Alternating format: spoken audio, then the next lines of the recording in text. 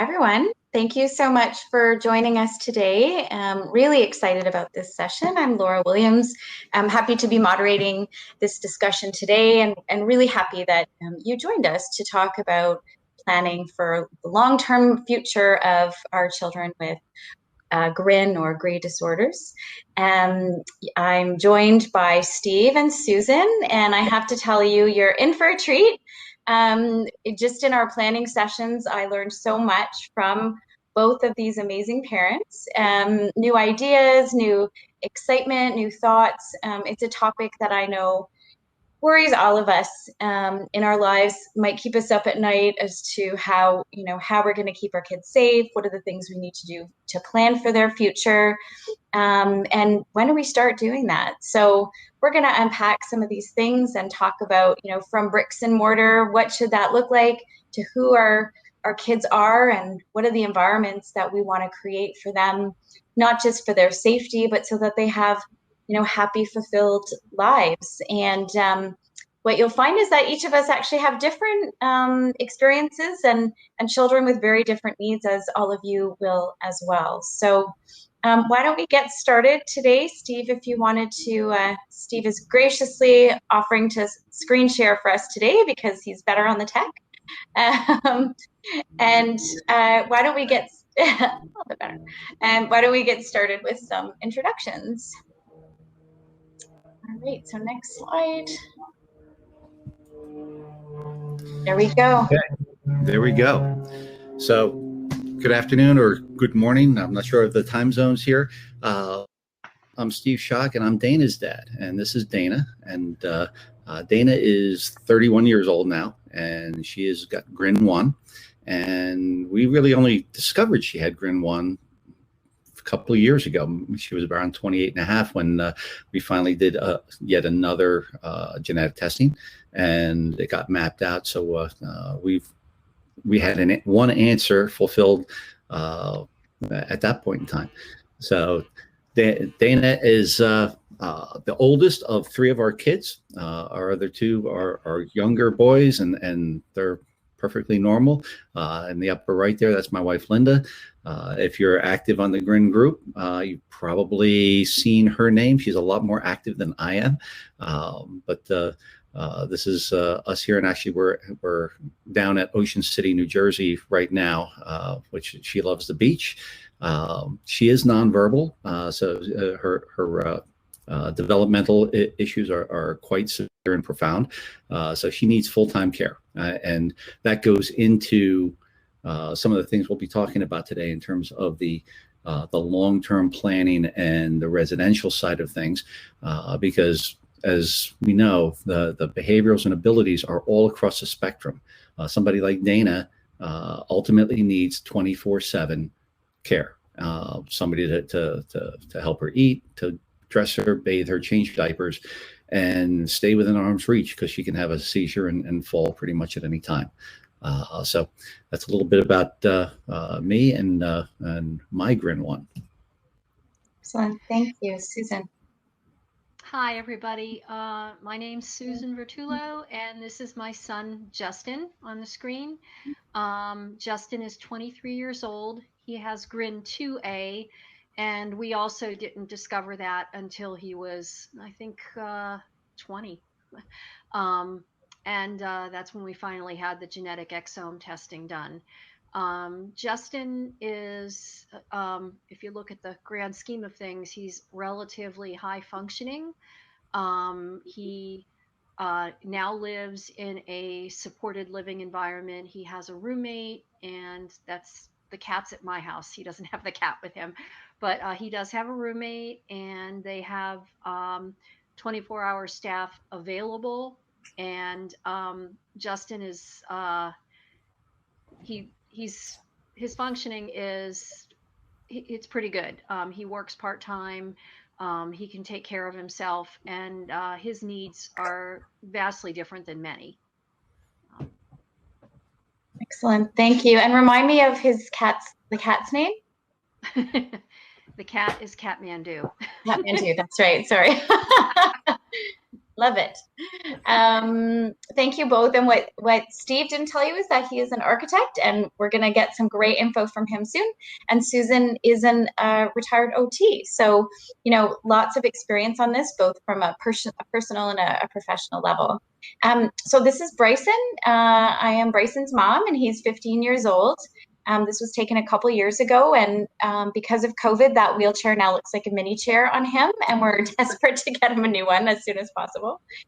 And on the next slide, you'll see a little bit about our family. So those are a bit blurry, sorry, but and a bit dated as well. But Bryson has GRIN 1. He requires help for all activities of daily living. He has both physical and developmental disabilities, potentially seizures, also lots of behavior stuff that happens. So lots of safety and environment issues that are required for his long-term planning and his future. And Keith is my husband and Bry's dad. So if you've seen or heard the podcast, you'll have heard me talk in, I think, the last episode just about, planning for Bryson's future. And I have a good friend, Becky, and her son, Jack. We've already started talking, or we started talking a couple of years ago about, what does it look like for both of our kids together and their futures and planning. But I'll have to say it's been a very daunting thing for us to consider. But even in just the short discussions I had with Steve and Susan on planning for this, it actually kind of broke it down a little bit more for me, made some new questions arise where it feels a little less daunting. And most days I want to bury my head in the sand, but maybe we're ready to take that next step forward to doing some of this planning. So thank you so much for being here. And I'll also share that I'm Laura Williams, and the tireless, amazing Lauren Williams is also part of this group and on the board, and we sometimes get confused. And anytime I'm mixed up with Lauren, I'm grateful and honored. So I just thought I would share that because it happens from time to time. So let's, without ado, get into the meat and potatoes of this discussion. Steve, over to you. Okay, so as Laura said, I am an architect, and one of the things in my professional career and practice, very early on, I do a lot of residential design, multifamily residential. And this is one of those great intersections of my personal life and my professional life, because I've really developed quite a specialty in supportive housing, which is housing for multiple populations that have special needs and considerations. And certainly our kids all fall into that. It's a general term. And when we're talking about housing and residential, you really have to realize that there's no such real thing as housing for GRIN kids. That it's really housing for people that have a need for certain supports in their residential placement so that they can live a full life and thrive and be healthy and safe in their residential environment. So that's my profession as an architect. I'm also a board member of a group called SHA, or the Supportive Housing Association in New Jersey. That's where I'm from. And that's something that probably exists in many other states. There's also a national organization called the Corporation for Supportive Housing. Look, I know that I get confused with all of the acronyms and all the jargon that goes with some of the sessions I've already heard today. Well, the problem that you're going to face is ultimately when you get to housing, there's a whole new set of acronyms and jargon that you're going to have to learn, because it's not the medical side. It's really the services side of things. So one thing I want to ask to start out with really is, when you think about where your child's going to be, where they're going to live after they're out of your home, what image comes to mind? For a long time, for many people, it's a very institutional kind of image, especially for those like Dana who are lower functioning. There historically have been very few options. If not an institution, perhaps it might be something like a group home. And a group home is a fine option for some folks. And I know that they get a little bit of a bad rap sometimes because you hear some negative stuff on the news. But for everyone that you hear like that, there are literally thousands of group homes that people really are thriving in. But other than those two, most folks that I talk to really don't know what else is out there. So the fact of the matter is, supportive housing can come in every shape and size and flavor that you can think of. Every one of these buildings and projects that you're seeing here have integrated into them supportive housing. And all that really means, frankly, the housing is the easy part. It's the sticks and the bricks. What it means is the folks that are living there have additional levels of support that are customized and brought in place so that people other than mom and dad can care for them, make sure that they get their meds, can make sure that their clothes and linens are clean, make sure that they get fed and all of those things. For those who are higher functioning, it may be making sure that they get up on time for their job and things of that nature. But if you've got a preconception of what your future home is going to look like or where it's going to be, one of the good takeaways is it really can look like anything. Even the high rise on the right hand side, there are literally 4 group home apartments in that building that have wonderful views of Manhattan. That's actually in Fort Lee, New Jersey. So there are 16 individuals with developmental disabilities that live in that building. And to my understanding, some of the parents actually rented market rate apartments on other floors in that same building. So you don't necessarily have to assume that you're going to be going and looking only at a shared residence. Now, shared residences are one type of housing. Wanted to give you a little bit on the Supportive Housing Association, which is a member group. Folks like myself, there are support providers, agencies that staff and provide support in residential placements for people that have these kinds of needs. There are government entities. In New Jersey, you've got the Department of Community Affairs and the Housing Mortgage Finance Agency and others that are also members. This is a group that focuses on creating more housing opportunities and also driving the advocacy for more community-based living. So that with many of our states here in the United States, there's a Supreme Court decision called the Olmstead decision, which basically says that people with disabilities need to be offered or able to live in the least restrictive setting possible in the community, and as opposed to being isolated away in institutions. That's a huge political shift from over the last 2 decades. And organizations like SHA or the Corporation for Supportive Housing advocate for those kinds of policy changes. One thing that I'd like you to note is in the lower right-hand corner, there is a free download of this housing guide. And this is, we produced this with a grant, and it goes through in generic terms. Yes, there's some New Jersey specific language in there about funding programs, but it really goes through in generic terms a lot of the options, going through supported living, shared living, group homes. Many folks, even folks like Dana, who literally can't speak, can have their own apartment in a market rate apartment building and surround themselves with enough robust services in order to live. So those kinds of options really were not available before. So one of the things that you're going to need, I know it's been said a number of times in the conference today, starting early. And just when you think you're figuring out Medicare and Medicaid and services and the schools and things like that, housing is a completely different thing. All of your support dollars for whatever agency is helping pay for the staffing, they will not pay for housing. So you need to start thinking about the world of affordable housing and rental programs.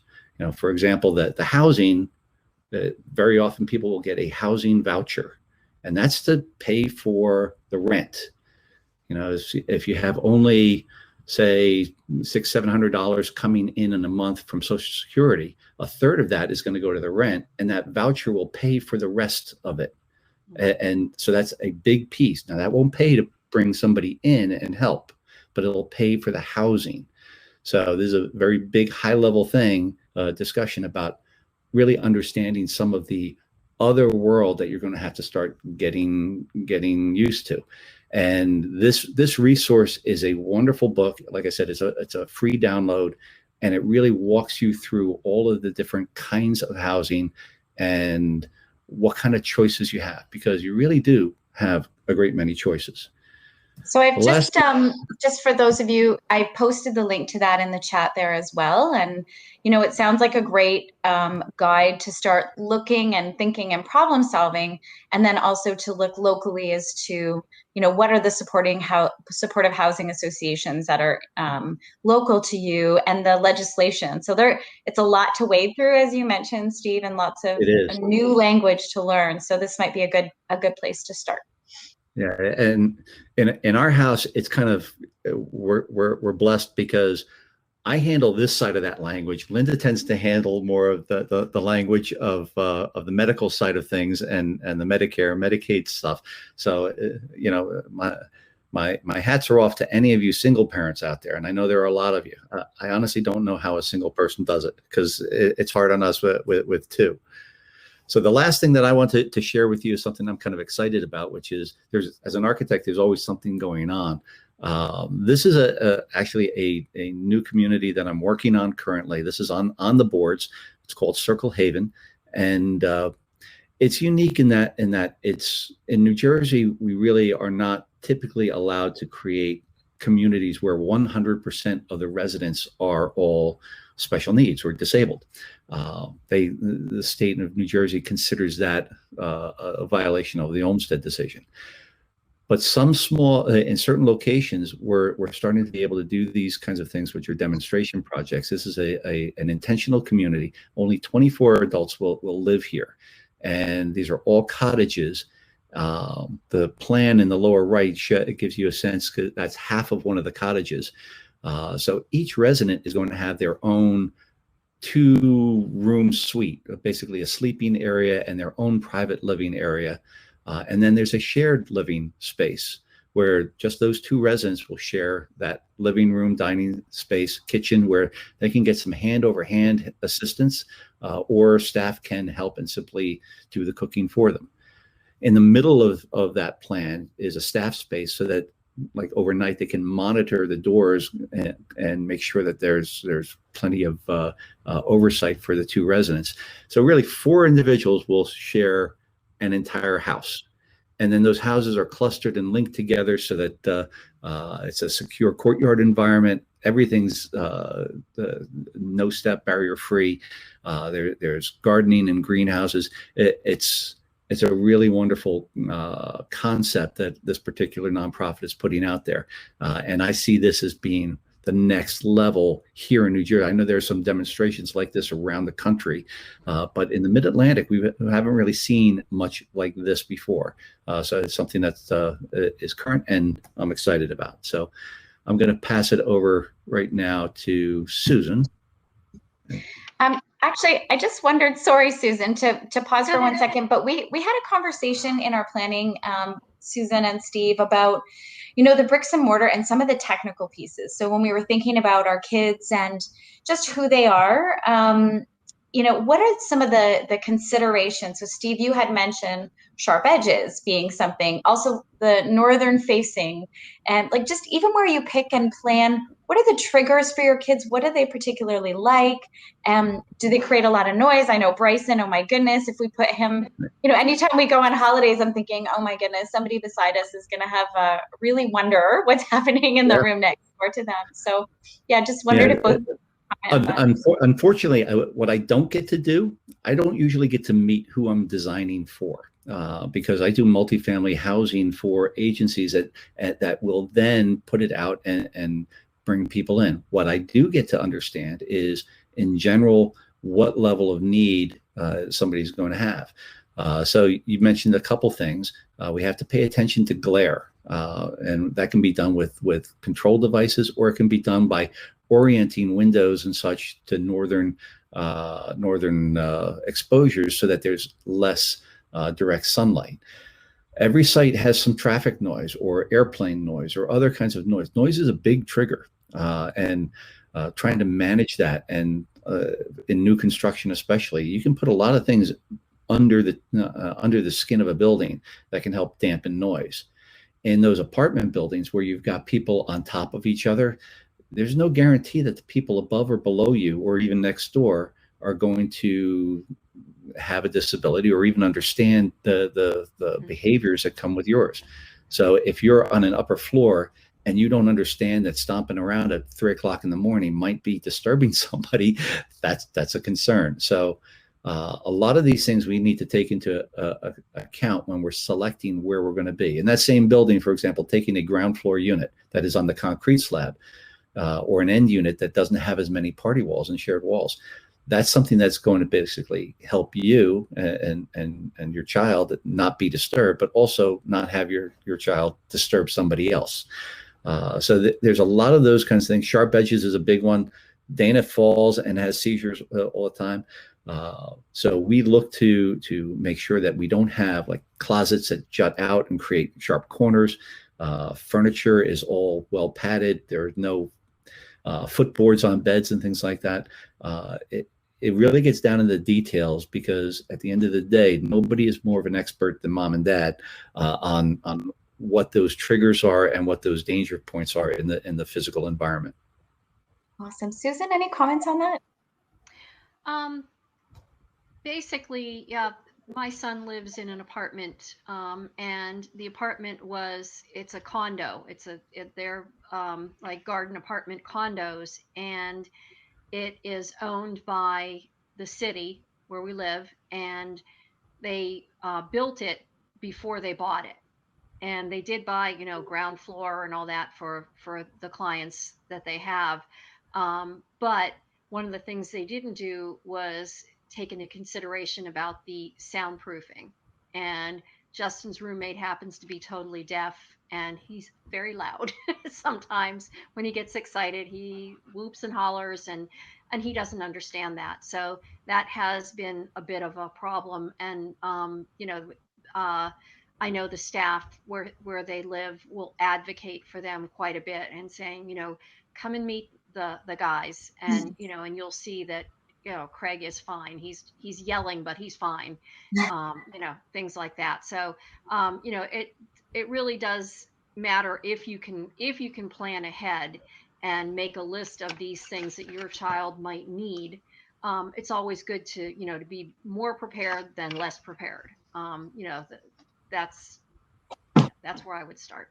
Well, and I love what you just said about the community, right? So bringing in, meeting each other, that, if our kids are going to be in a space, knowing who's around them and them knowing who our children are. So thank you for that.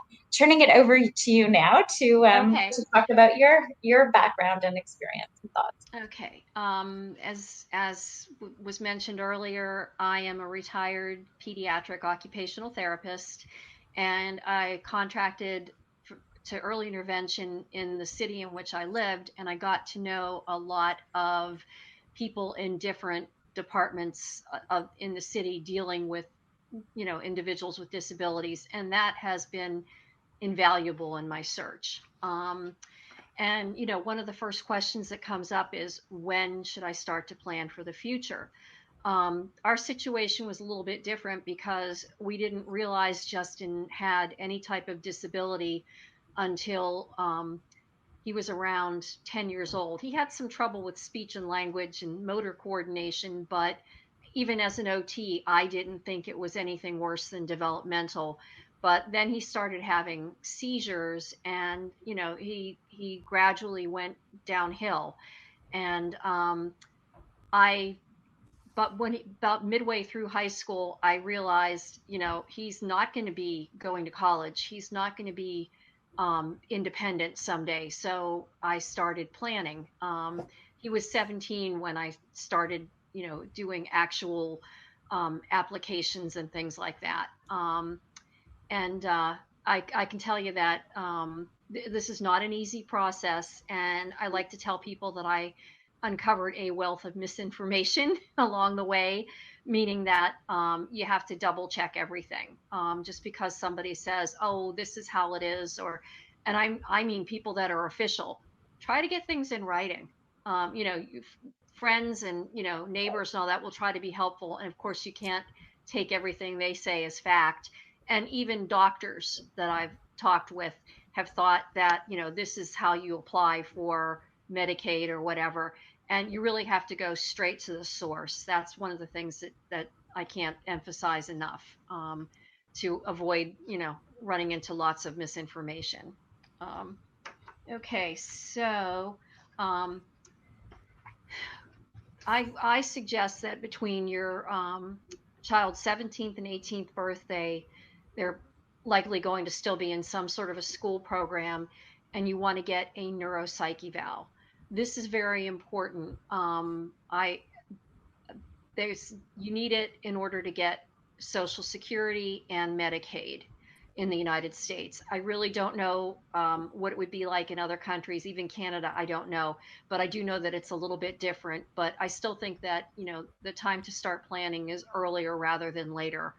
Um, and one of the things that we had to go back and make sure was in Justin's record was a diagnosis of a global developmental delay. And that was much easier to do once we got the genetic exome testing, because GRIN 2A qualifies as a global developmental delay. Um, and You have to go to your local organizations and start with your city and find out what sort of services are available. I would look online before you make phone calls and take notes on all the calls. um, it's been suggested to me to have a notebook. I have loose leaf papers that are in a file this thick, um, just for housing, uh, that I've collected over the years. Um, you definitely want to find out about the medical funding and medical services that are available as your child approaches adulthood. Um, there's If your child doesn't already have Medicaid, a lot of these kids that already have a diagnosis of GRIN 2A will maybe already be on Medicaid. Um, or if they're on your health insurance, you still want to start that process and be ready to apply the day your child turns 18. Reason being that they will consider your income. My income was too high to get Medicaid for Justin until he turned 18, and then they considered his income. So that's the day I applied. I had the application ready to go.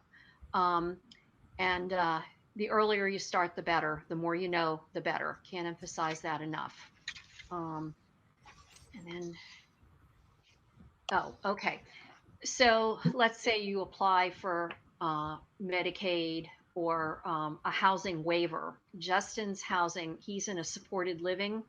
If you think back to Steve's list, supported living, that's a special Medicaid waiver in my state. It's called the FIS waiver, which is Family and Individual Supports.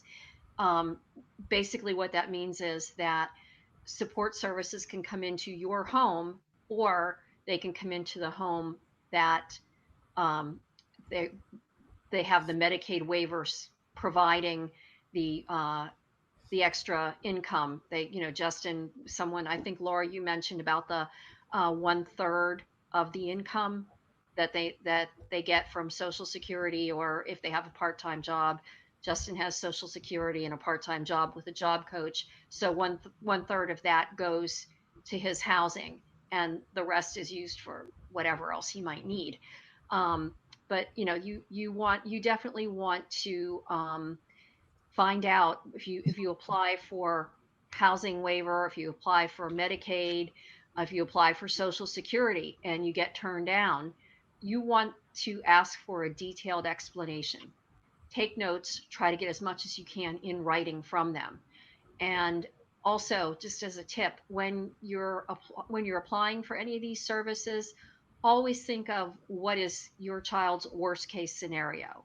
Um, don't think about, okay, well, he's not that bad most of the time, but are there times that he's destructive or she's destructive? Are there times that um, the they're not safe, to be, let like you can't leave some people alone. I imagine you can't leave Dana alone.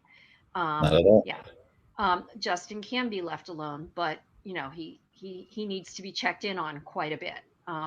But that's, you always want to think about the worst case scenario and don't be too optimistic about it, because they have to meet certain qualifications, and there is a very detailed point system that they use. So you want to make sure that they get as many points towards needing services, while still being honest, of course, because you don't want them to qualify for something that they really don't need. That can also work against you, because if they put them in, you know, a, like an adult disabilities nursing home type setting, and all they really need is supported living, that's not going to be helpful. So you want to be honest, but think of the worst possible day of your kid's life and Yes, base it on that. Susan, let me just add it in for a minute. That's such a hard thing for most parents to do, Yeah, because it we is. want to celebrate, we want to cheer on our kids for every little accomplishment, and we don't want to define them by their worst moments. No, But you have to understand that's the way the game is played, right. and the if you're advocating for your kids, you need to put that cheerleader role aside and really understand that you have to look very dispassionately and very almost pessimistically.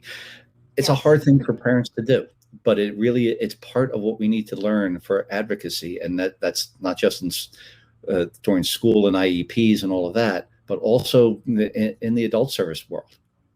Yes. Well, and so often the needs of our kids far outweigh what is available to us to support them financially or with actual resources. So, yes, I agree. Hard to do, but really important. Yes. Yes. Um, and if you feel like you can't deal with it and you need help, there are organizations. I know on Facebook there's a local one here in Virginia called Moms in Motion, and they help people. It's just a group of mothers that get together and help people, and always go to somebody that already maybe is in this situation and say, hey, I've got to fill out this application, I'm not sure how to fill out some of these pieces of it. Ask them. And of course, um, one of the things that I did was I went to the Social Security office and I had them sit down with me. I had a blank form already filled out in pencil, and where I wasn't sure what to put, I asked for help. And I brought Justin along with me. And although he's verbal, friendly, and all that, he soon lost interest and fell asleep and was snoring. And that demonstrated that they needed to make me his rep payee, because he just wasn't at all interested in this. And this was his future. So it's helpful if you bring your child along, at least for part of that process. If you have someone else, you can take your child away if they get antsy or loud or whatever. Give them a few minutes to see your child in action. That's very helpful. It's a great Um, point, right? Often we want to separate them from these processes, but it has to be real for those who are making the decisions. yes.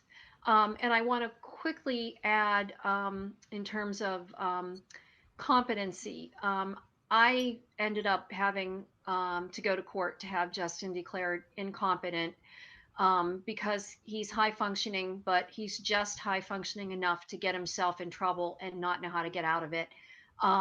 He's very gullible. Everyone's his friend. Homeless people would come up to him and ask him for money, and he'd give them whatever money he had. So I got him a Cash App card. And I can't stop him from going and buying a pack of cigarettes for someone that's homeless, but I do tell him, well, he has to contact me to use the card, and I put the money on for him. So you know, if I say to him, well, if you're going to buy cigarettes for the homeless guy, why don't you buy a pack for yourself and just give him a cigarette? You know, and that way I'm sort of helping him with the problem solving, and he's learning some consequences, hopefully. But, you know, he's also able to participate in his own decision making that way. Um, this was not something that was sanctioned by the commissioner of courts, but it's something that I started doing and told them I was going to do, and they haven't done anything to me yet. So I think they're because Justin, I should back up a little bit. When I had Justin declared incompetent, he was he was living with me, and I was granted full conservatorship, which at the time I thought was, oh, this is great. I'm in charge of everything. I can protect him. Well, when he moved out, I realized just how hard it was going to be to save all the receipts that I needed to save and make this report every year. And I'll tell you, I came very close to a nervous breakdown this year. He's been living outside of my home 1 year now. And when I wrote the last report up, it took me months and many trips and conversations with the commissioner's office. And they're actually very supportive and reasonable. But I would say save yourself the heartache if your state works the same way as Virginia and they offer you partial conservatorship, take it. Don't take the full if you can avoid it. Just, you know, that's just my own experiences. And then Sorry, can I just jump in really quick, Susan, just on the piece around guardianship? So kind of regardless of where your child is at, and this was something we learned, we're in Canada, and you know, we will have to apply for guardianship and go to the consent and capacity board here to get that for Bryson, even though his disabilities, like he's nonverbal, you know, has a psychological evaluation that puts him at, you know, a kind of 1-year-old level. But it's still a process that we actually have to go through. And Steve, I know you mentioned that as well. Yeah, so we had to go through the that, same thing. It's actually a pretty funny story when you think about how they need to talk to your child without you in the room to make sure that you're not influencing their decisions. Dana spent maybe 30 seconds in the lawyer's office before he was begging us to come back in. Yeah, exactly. It's, you know, with a higher functioning kid, it's a little different, but you know, it still drove the point home having the lawyer talk to Justin and seeing that even though he's verbal and charming and all that, yeah, his decision making is, you know, out the window. But let's see here. Back to the slide. Finding out what options are available to you. It's really important to familiarize yourself with what is available in your city, in your state. Go online and, you know, just Google, you know, where do developmentally disabled adults live in, you know, what type of housing is available for them in your state. And same thing with funding.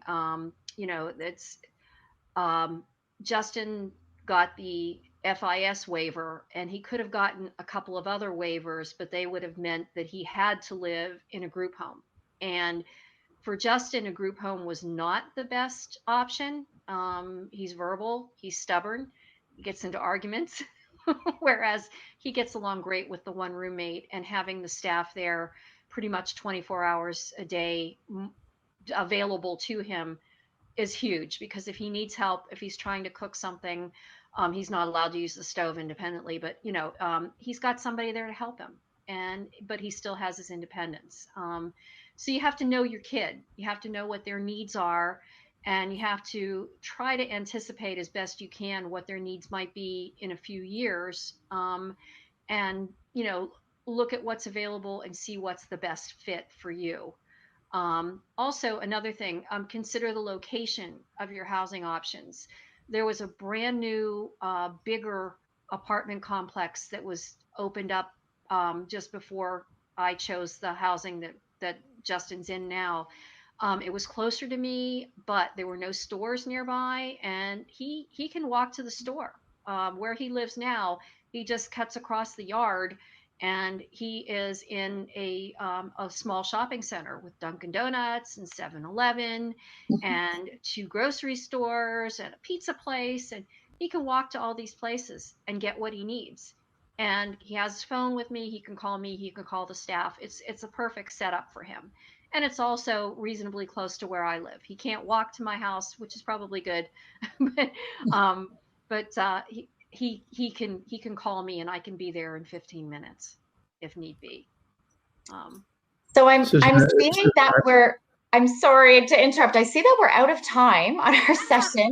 I wasn't sure if it was actually just going to cut us right off. I don't think it has, which is great. So we will look to close off in 1 minute. And Steve, I just interrupted you though. Do you want to? No, I was simply going to add one other thing about location, because in most places, whether it's in the United States or abroad, the funding sources are very localized. One of the things that you have to understand is if you're going to move and cross a county line or a state line, your funding situation might change. Yeah. Wind up having to start all over again.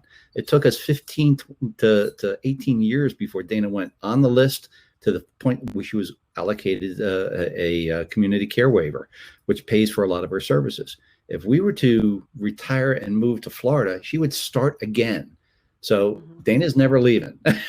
So that really will ultimately be a consideration of where you as parents are gonna wind up being, as well as where your kids are. Yeah, really important. Those wait lists can be long, and some are better and some than others. So I'm seeing some thank yous here. There were a couple questions. Sorry that we didn't get to them, but we'll follow up if we have some answers and email those who put those questions in. Just 2, I think. So thank you, Steve and Susan. We really appreciate your insight, your wisdom, your openness, and that you took the time to help us walk through this really important dialogue that I hope continues. So lots of fun. Thank you. All right, take care. Bye, everyone. Thank you for joining us.